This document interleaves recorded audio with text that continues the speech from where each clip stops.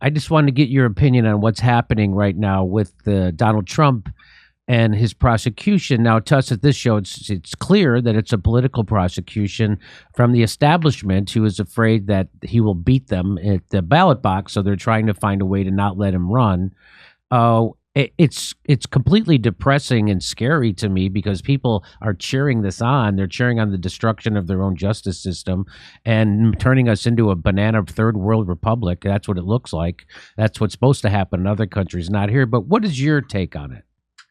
Yeah, no, that's what I would say. I would say pretty much that what we're seeing, I don't think people should get lost in the particularities of who's in power, who's out of power. In my judgment, Mr. Trump didn't have a clue or a plan or any way to solve the problems of the United States. As an economist, I can tell you, the only basic economic act he undertook was the tax cut of December 2017. One of the biggest tax cuts in the country that went mostly to corporations and the rich. After 30 years in which the income distribution in this country went bad, the corporations and the rich needed it less in 2017 than they did in the previous 30 years. No rationale, no justification, no wild thing to do, plunge the government into further debt when it needed resources for other things. So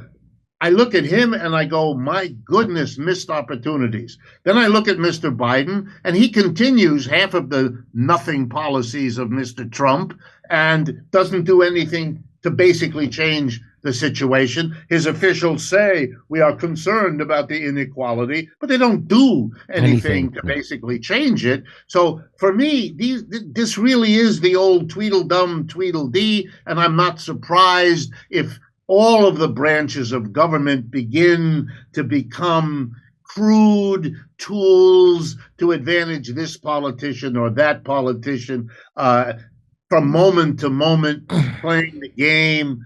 The tragedy for me is that problems not solved don't go away. They get worse. It's like the doctor tells you, come early if it doesn't work well or if it hurts. Don't pretend that you're the tough guy who doesn't need any attention.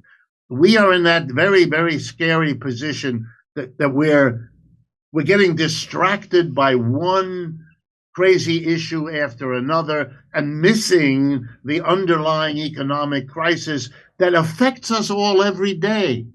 And yet we don't want to ask the difficult question, is there something wrong with the very system we live in? Let's talk about it finally. Let's not exempt it from the kinds of conversation we have about other systems. We live in a capitalist system, and for the vast majority of the people in this country, it isn't working, and that has to be faced. And in my judgment, until we're ready as a nation to do that, we are going to be dancing around our problems rather than solving them. That's exactly what we're doing. There was a Wall Street Journal article recently about a poll they did where Americans are less patriotic than they were 20 years ago or 30 years ago by big measures.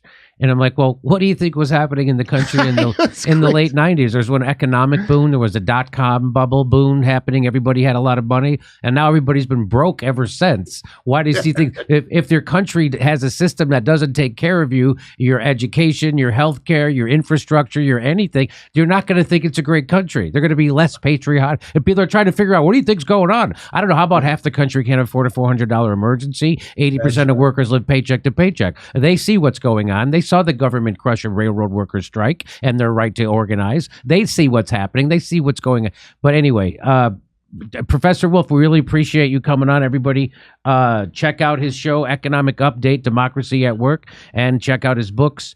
Appreciate you coming on. Thank you very much. My pleasure, Jimmy, and good luck to you. Go to jimmydore.com to see my new stand-up special, COVID Lies Are Funny. For only $10, you get to become a premium member, too. And come see us do our live shows. We're going to be doing stand-up comedy in Milwaukee, Nashville, Honolulu, Los Angeles, Northampton, Massachusetts, Syracuse, New York, Cohoes, New York, Hartford, Connecticut, Baltimore, Maryland, and more. Go to jimmydore.com for a link for all those tickets.